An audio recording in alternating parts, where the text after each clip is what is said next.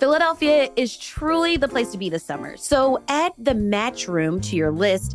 It's a limited time sports lounge experience at Four Seasons Hotel Philadelphia, open now through July 19th. Located on the 59th floor, the space has been designed for watching international soccer matches.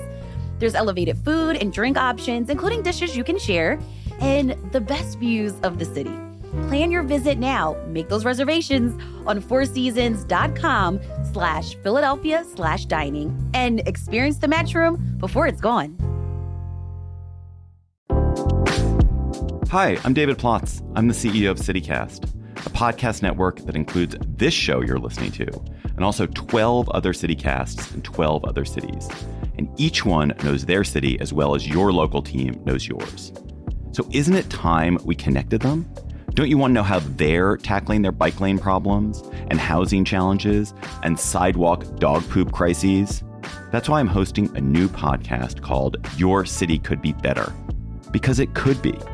Every week, I'll chat with a different host in our CityCast network about what their cities are doing right and wrong, the weird things they're trying, and the surprising successes, so that we can all learn how to make our cities a little bit better.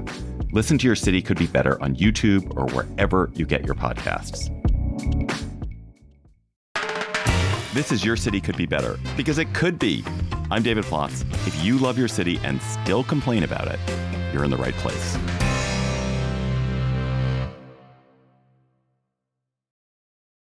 It is the semi-quincentennial this weekend.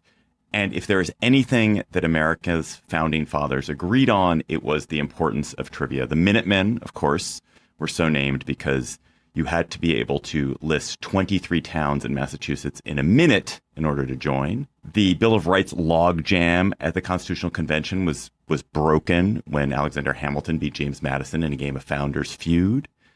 And here at Your City Could Be Better, we are going to celebrate the 4th of July in the same spirit, with a friendly, or maybe unfriendly, trivia competition between me and our celebrity guest. And our celebrity guest honestly daunts me.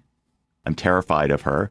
Alexandra Petri is not only one of the funniest columnists in America, as she proves regularly in The Atlantic, but she's also the author of a book of fake U.S. history, Alexandra Petri's U.S. History, Important American Documents I Made Up, which I have on the shelf behind me. I was just trying to find it before Alexandra came on so I could have a cheat sheet. Hello, Alexandra. Welcome to Your City Could Be Better. Oh, thanks for having me. So we're going to face off in a game moderated by one of America's top trivia entrepreneurs, who is also the host of CityCast Twin Cities, Sean McPherson. Sean is the co-founder of Trivia Mafia, the Midwest's largest trivia business, whatever that means. Hello. Hello, Sean. What does that mean? I love the intro that adds whatever that. Alexander wrote a book. He didn't say whatever that means. Yeah, whatever. Yeah, it's a collection of pages bound, I guess, together. No. Yeah, but it takes a little more explaining. 19 years ago, I started a trivia night with my friend Chuck, and has grown into this big business. We have over 250 trivia nights a week with a staff of people who write questions, but also a staff of people who go out and read these questions at bars. And it's been a spectacular part of my life. I'm now hands off and focused on CityCast Twin Cities, but I'm so proud of what I've done with Trivia Mafia, and I'm glad I get to run some trivia for y'all. Oh man, I'm like, oh no, these are going to be real facts. I'm used to fake facts.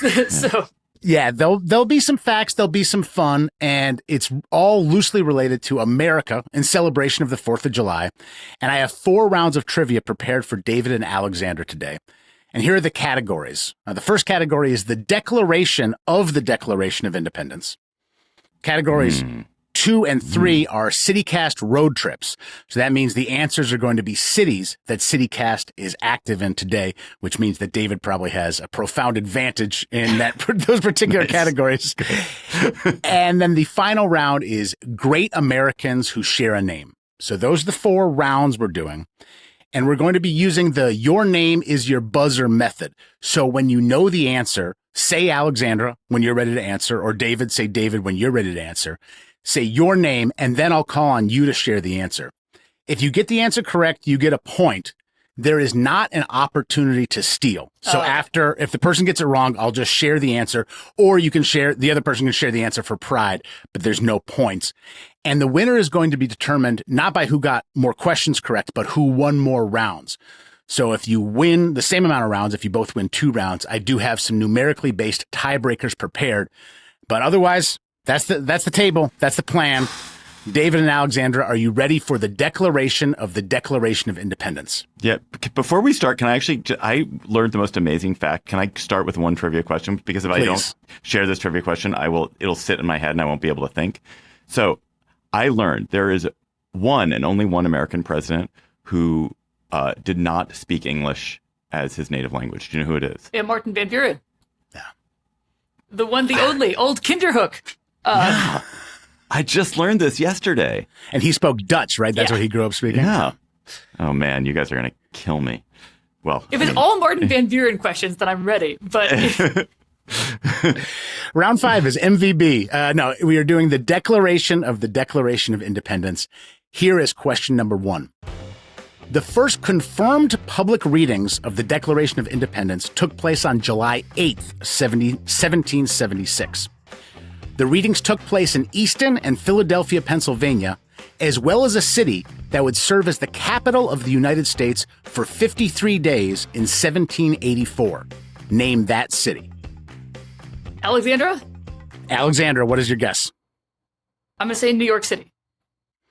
That has served as the capital, but I believe that predated Philadelphia, not postdated. So no points for that. The correct answer is Trenton, New Jersey. Trenton, New Jersey was the capital for 53 days. Here's question number 2 of the Declaration of Independence. A 47-page pamphlet released on January 10th of 1776 was instrumental in swaying public opinion toward favoring independence from Great Britain. The pamphlet was released anonymously, but is now attributed to what English-born founding father? Plotz. All right, David, we are ready. Because he's so good at pamphlets, I'm just going to say Tom Paine. That is correct. Yeah. You must say it like as a personal friend. Good old Tom Paine. I've only ever heard of his Thomas Paine. Yeah, to me, he's Tom. Yeah. He was, I think, a notoriously unpleasant person. I think that I remember a real learning pain, that. if you will. Yeah. No points for jokes. So I cannot give you a point for that one, Alexandra. Here is question number 3 of the round. John Trumbull's painting, The Declaration of Independence, has become the standard depiction of the famous signing.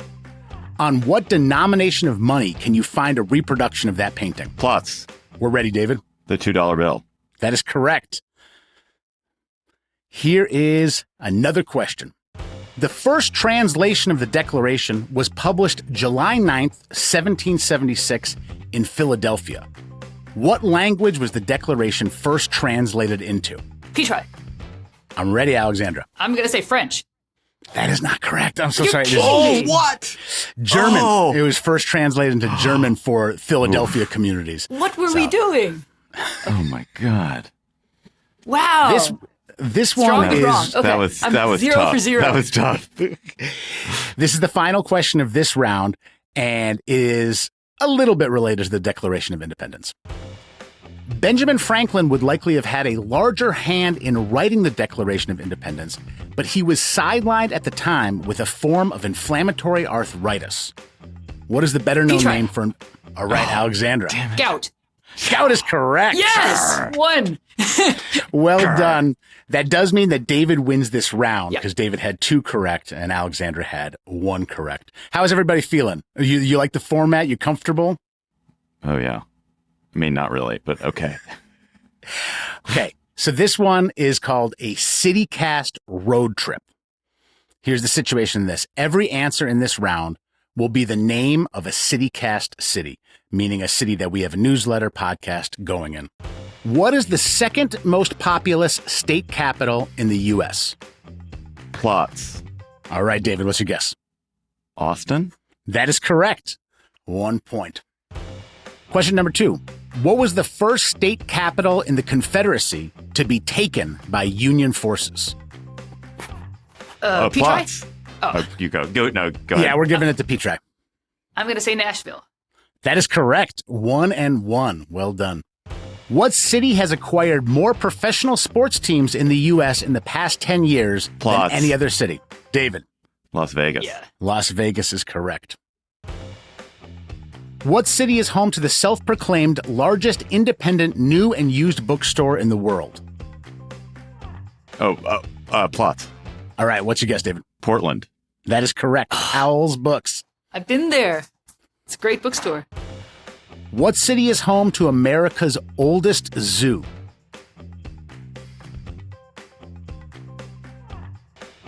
Petri. All right, what is your guess, Alexandra? I'm guessing Philadelphia. That is a good guess. Well done. 2 Is it points for right? Alex. Yep, that's correct. Whoa! Yeah. I realize you shouldn't say that is a good guess after the correct answer. You should go, that is the Nice right try. answer. Here is the next question. What city in 1972 became the only city to decline the opportunity to host the Olympics after it was offered the Olympics? Oh, Alexandra. Salt Lake. No. I think it's Denver. It I was is- going to guess Salt Lake then, but I think It it's is Denver. Denver. Because they Yep. yeah. Yeah. That means that we have David taking this round as well with 3 correct answers to Alexandra's 2. The category is really unfair, though. I would like to put an asterisk on that category. I understand. And the final category steps away from this, but we did want to celebrate all the great CityCast cities. So I'm going to announce the CityCast cities that remain on the board, Alexandra, before we go into this next round. Okay. Okay. So we have Madison. We have Minneapolis. We have Salt Lake City. We have Pittsburgh. We have DC. And I think I already said Seattle, but Seattle is also on the list.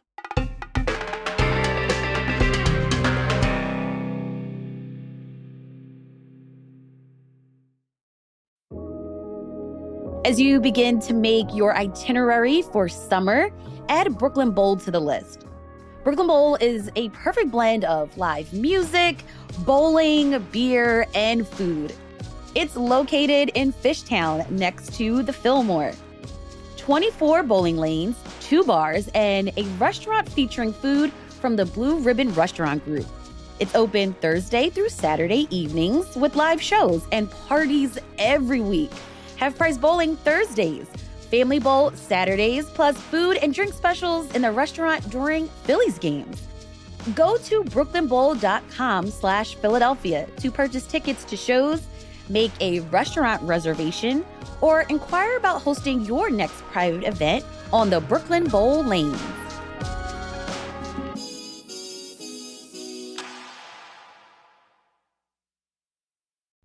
Soccer has taken over Philly, and when the World Cup rolls out, the party doesn't stop because we have professional soccer right here.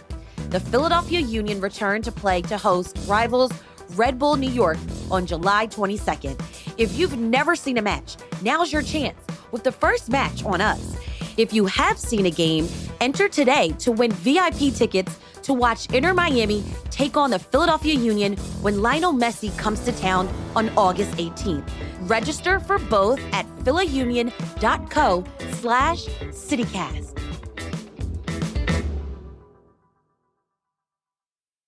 Are y'all ready for a further CityCast road trip? Let's do it. What city is the northernmost major metropolitan area in the contiguous 48 states? Petri. All right, Alexander, what's your guess? Seattle. That is correct. Well done. Further north Oh. than Minneapolis. Well played. Oh. Question number 2. What city is home to the only natural waterfall on the Mississippi? Plotz. It's All got right, to be the Twin Cities. That is correct. St. Anthony Falls. I think we might be the only CityCast city on the Mississippi, if I'm not mistaken. I'm trying to think of anything else that would come close. I think that's it. You guys are tied up. Question number 3.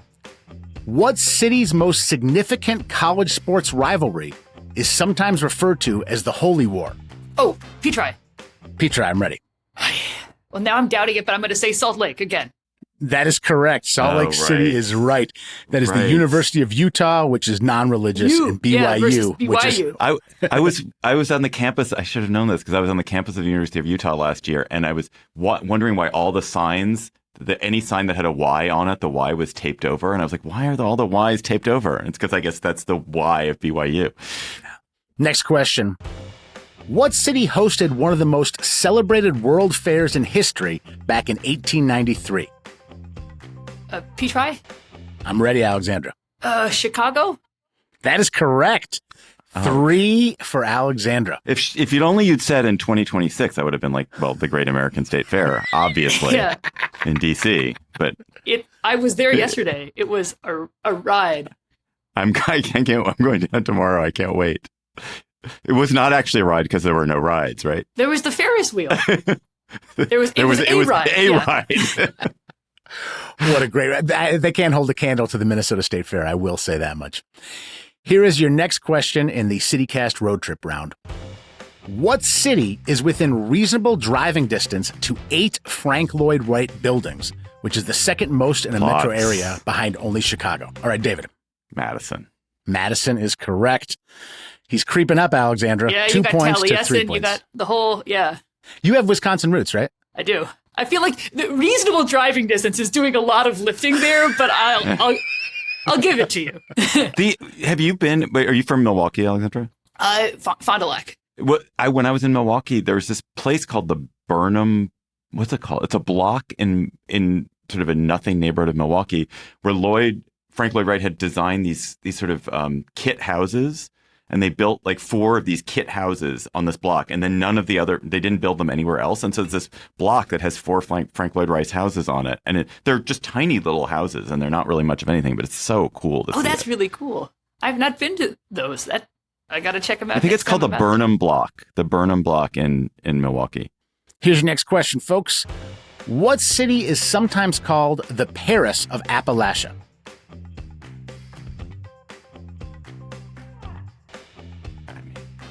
Plotz, I guess it's Pittsburgh. That is correct. I think it's called that by very few people, but it's on the Wikipedia page, so we are honoring it.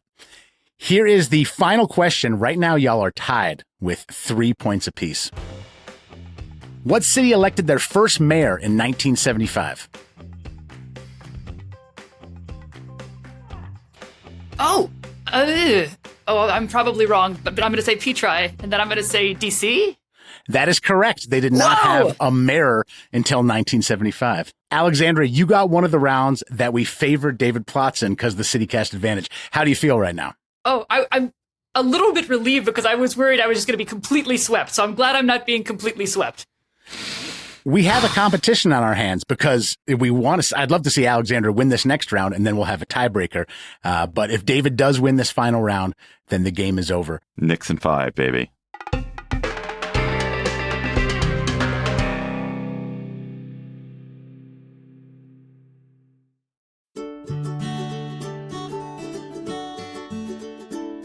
Listen, if you're like me and you want to save some cash, check out Arbor. Arbor helps you pay less on your electric bill at no cost. You might not realize the supply part of your Pico bill, the actual electricity, is the part you can change. It's also where rates have been climbing. Arbor is independent. They work for you, not the utility. They secure a better rate plan from vetted suppliers. You keep Pico as your utility, and only your supply changes. There's no cost, no fees. You can cancel anytime. The suppliers pay Arbor, never you. And there's more than 1,300 Philadelphia households who are already using Arbor. So go to joinarbor.com/citycast and sign up. It only takes about 2 minutes.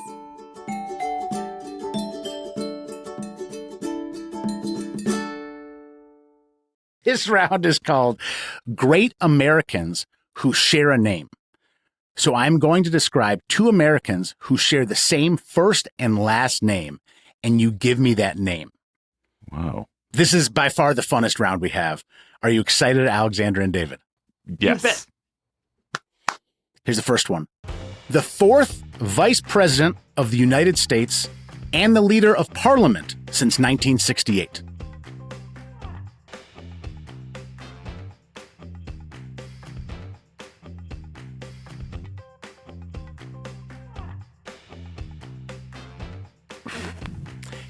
Plotz. Okay, we're ready. James Monroe. I'm just going to guess that Monroe was Madison's vice president. No. Okay. This person also had a dual role as the leader of Funkadelic. George Clinton. George Clinton has been the leader of Parliament since 1968 and was the fourth vice president. I was thinking of the wrong Parliament. And I was like, we didn't have a vice president named Prime Minister. What are you talking about? But that's on me. Here comes the next one. An actor celebrated for his collaborations with Ryan Coogler and the wealthiest athlete of all time. Petri. Petri, go for it. Who is Michael Jordan? That is correct. Michael Jordan and Michael B. Jordan. Next one. The longest serving judge on American Idol and the replacement for Jermaine in 1975. Plotz. Go for it, David. Hey, I like you were going straight to Jeopardy. Who is Randy Jackson? That is correct. David, you got that one, so we are tied up. Here's the next one. The subject of a #1 hit for Kim Carnes in 1981 and a legendary funk vocalist famous for her racy song, He Was a Big Freak. Plotz. Go for it. Betty Davis? Betty Davis is correct. The funk vocalist Betty Davis and the actor Betty Davis. Final question. Is that possible? Okay. The filmmaker famous for writing and starring in Swingers and the speechwriter and co-founder of Crooked Media. Oh, Petri. Petri, we're ready. Jon Favreau. That is right. That means we have a tie for this round. So first we have to settle that, and then we'll go to the tiebreaker. It's like multiple tiebreakers. Multiple tiebreakers. Okay. Wouldn't it have been funny if that Jon Favreau was the same person? It took me a while to realize it wasn't the same person. I thought Randy Jackson was the same Randy Jackson, like who joined the Jackson Definitely. 5. Yeah, definitely and I was thought that. wrong about that. Yeah. So for our numerically based questions, you want to get as close as you can, whether you go over or under. It's whoever gets closest. And by an arbitrary coin flip, we'll let Alexandra guess second on this one and David guess first. And this is to figure out who wins round 4. And again, there's no worry about you going over or under, Alexandra. It just, you want to get as close as you can, and then David wants to get as close as he can after that. How tall is Michael Jordan? 6'6". All Which right. Michael Jordan? I did not say B, not Michael Bartholomew Jordan. How tall is Michael Jordan, Alexandra? I'm going to say 6'8". 6'8". David was on the nose. He is 6'6". So that means that David wins that round. And that also means the game. He is the champion. Your city could be better, but David Plotz could not be better at this trivia game because he aced it. So well done, David. Alexander, it was nice of you to come on, especially the way we rigged the questions in advance. No, I do feel I'm gonna have a recount. I'm gonna demand a recount, and I'm gonna get them to mail me the true ballots, and we'll look. I feel like this. a Michael Jordan question, like asking a man of my age who played basketball a Michael Jordan question is a little bit of a gimme. It's not. That is not. That's a, no. Don't worry. There are plenty of people it. whose heights I don't know. Not just Michael Jordan's height, but also many other people's heights. So. Do you know the amazing Americans who have the same name, just in the spirit of this, or people have the same name? You know that Bill Wyman, there's a journalist, Bill Wyman. Do you know this journalist, Bill Wyman? And there's Bill Wyman, who was in the Rolling Stones. And Bill Wyman, who was in the Rolling Stones, once sent a cease and desist letter to Bill Wyman to say he couldn't write under the name Bill Wyman, even though Bill Wyman he'd been Bill Wyman longer than Bill Wyman had been the Rolling Bill Stones Wyman. that existed. I did not know that. I know Bill Wyman, the bassist, but I did not know Bill Wyman, the journalist. Yeah, there's a Bill Wyman journalist too. There's another David Plotz journalist who's my cousin, but he doesn't write as David Plotz. There's another Alexandra Petri who's a journalist, but I think she pronounced it Petri. Alexandra, would you say you learned more about U.S. history writing a book of fake U.S. history, or more from just life? I think probably more from just life, although doing the book did force me to read some of the texts that had been sort of like drifting in the back of my, like, they'd say, oh, The Jungle. And I'm like, well, I've never actually read The Jungle. And so it was fun to actually read like The Jungle or The Man Nobody Knows, which I feel like is having a big sort of coming back around in Texas in terms of what if Jesus were really butch? What if he were a carpenter who could hold you in his strong arms? And it's like, wow, ever since, like, for decades, people have been like, Jesus is insufficiently butch for me. So that's been, it was fun to actually go to the text and be like, yes, this is familiar to me. Which was the best American history text that you got to read that you didn't know? I did love The Jungle. The Jungle was a hit, except I did think that Jurgis Rudkis, our protagonist, was going to fall into a vat and become rendered into sausage at some point, and he didn't, which I guess is a spoiler for anyone who hasn't read The Jungle yet. But it was one of those things where I kept I'm like, he's only got like 20 pages left, and I guess he's going to have to fall into that vat really soon. But it turned out that the author went another direction. Thank you, Alexandra Petri, for being so game and so historically minded. And you can read Alexandra in The Atlantic whenever you want, and it will bring you delight. And you can listen to Sean McPherson whenever you'd like on CityCast Twin Cities, where he is the host. That is all for today's episode of Your City Could Be Better. I'm your host, David Plotz. Our producers were Aria Bracci, Priyanka Tilve, and Sean McPherson, who, of course, was also our trivia master. Our music is by Carl Christensen. If you're enjoying the show, please tell your friends, rate the show, leave us a review wherever you get your podcasts. We'll be back next week with another conversation about how your city could be better.